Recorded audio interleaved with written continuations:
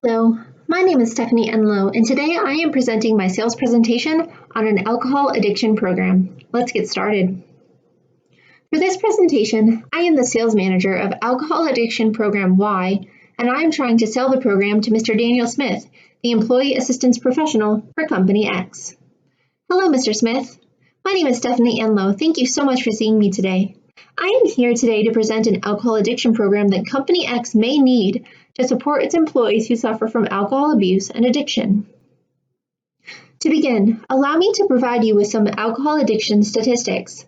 Alcohol use and abuse begins young in the United States, with 80% of high school students consuming alcohol before graduation. Alcohol consumption and misuse account for 6% of total worldwide deaths each year. That's 33 million. Alcohol use varies based on demographics within the United States. Men consume more alcohol than women, but women are more affected by alcohol use and abuse. White Americans consume the most alcohol by percentage, but Native Americans report the most binge drinking. So how is this a problem affecting your employees? Alcohol addiction can have physical, mental, and behavioral effects on a person. Physically, alcohol addiction can lead to high blood pressure, kidney failure, increased risk of stroke, and increased susceptibility to diseases like pneumonia. I know that you don't want your employees to suffer from these things. Mentally, alcohol addiction has short and long-term effects, including changes to mood and behavior, as well as memory and cognitive struggles. Luckily, most short-term mental effects can be reversed if a person seeks treatment and practices abstinence. Behaviorally, alcohol addiction is tied to slurred speech, confusion, memory problems, being prone to violent behavior, and can make a person a serious risk on the road or while operating machinery. Overall, alcohol addiction can be quite detrimental to a person. Your intervention as the Employee Assistance Department lead is important when it comes to alcohol addiction. If your employees are suffering from alcohol addiction and some of the consequences I mentioned just now, they are not giving Company X their best. Healthcare professionals who deal with alcohol addiction every day want to lean more on employee assistance programs to help victims of alcohol abuse because 81% of people who seek treatment through employee assistance programs do so for alcohol-related problems. This is a great opportunity for Company X to help your employees improve their lives and increase productivity and work quality at the same time. The alcohol addiction program that I want to pitch to you today is Alcohol Addiction Program Y. We use a hybrid approach for treating alcohol addiction that combines medication, behavior therapy, and technology.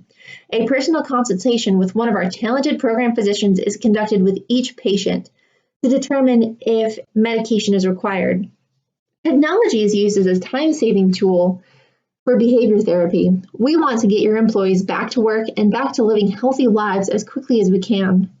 After treatment is complete, we encourage our patients to join support groups like Alcoholics Anonymous because support systems allow them to continue living a healthy, alcohol-free life after our work is done. Moving forward, I just want to first thank you for your time today. Do you have any questions on what I have presented to you? If so, I would love to answer them now. Are you interested in implementing Alcohol Addiction Program Y as an employee assistance program at Company X? If so, I can provide you with pricing plans and get you in touch with our program coordinator. Thank you again, Mr. Smith, for meeting with me today. Stepping away from Mr. Smith in the sales presentation, there are several approaches that I could have used to pitch Alcohol Addiction Program Y to Mr. Smith and Company X. The first sales approach I could have used is the stimulus response approach, which is based on psychology.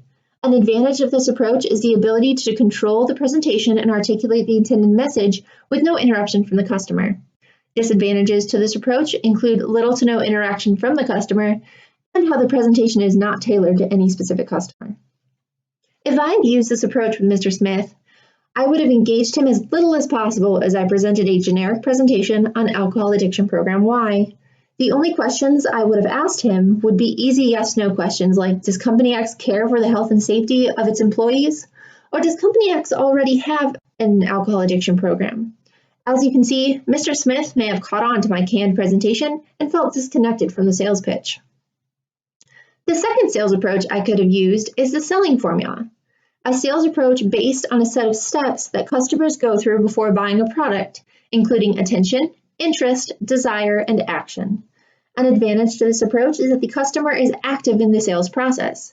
Potential challenges to using this approach include the need for a skilled sales professional because no two customers move through the steps at the same rate. If I had used this approach with Mr. Smith, I would have focused on guiding him through the attention, interest, desire, and action steps. First, I would have captured his attention with hard-hitting statistics on alcohol addiction. Second, I would have stoked his interest using success rates of Alcohol Addiction Program Y. Third, I would have garnered his desire by discussing how useful employee assistance programs are to treat alcohol problems. And finally, I would tempt him to act by providing him the way ahead, including implementation steps. As you can see, this approach involves Mr. Smith more and more and is therefore likely to be successful. The third sales approach I could have used is the need satisfaction approach, which is an approach designed to help customers meet a need through 3 stages: needs development, needs awareness, and needs fulfillment. Advantages to this flexible approach are that it is customer-oriented and the customer is active throughout the entire process. A single disadvantage is the need for a very skilled sales professional. If I had used this sales approach with Mr. Smith, we would have had a lengthy discussion only aided in part by my actual presentation. First, we would have discussed if Company X really needed an alcohol addiction program and why, thereby developing his need. Once the need was developed, I would have made him aware of the dangers of alcohol addiction and that he had options to help his employees, thereby increasing his awareness of his need. After he fully understood the need, I would present my Alcohol Addiction Program Y as the best way to fulfill his need, using program success statistics, and promising that it would improve his company's performance and the lives of his employees. By involving Mr. Smith the entire time, we can both leave the room knowing confidently that Company X is going to get the very best in alcohol addiction support for its employees from Alcohol Addiction Program Y. The Bible has many teachings concerning alcohol consumption, and all of them are unified in meaning. Alcohol and drunkenness is bad for the body and soul. Paul wrote to the Ephesians that, "And do not get drunk with wine, for that is debauchery, but be filled with Spirit." Paul further wrote to the Corinthians, "Or do you not know that the unrighteous will not inherit the kingdom of God? Do not be deceived, neither the sexually immoral, nor idolaters, nor adulterers, nor men who practice homosexuality, nor thieves, nor the greedy, nor drunkards, nor revelers, nor swindlers will inherit the kingdom of God." It is evident in these verses that although God created alcohol like he has everything else, he never intended for us to abuse it to the point of debauchery or giving up our place in his kingdom of heaven. The Christian teachings concerning alcohol are the root of inspiration for choosing alcohol as the addiction to address with a chemical dependency program for this sales presentation. In my opinion, too many people ruin their lives, both mortal and immortal, with alcohol, and this issue must be addressed from a health and religious angle, professionally and personally.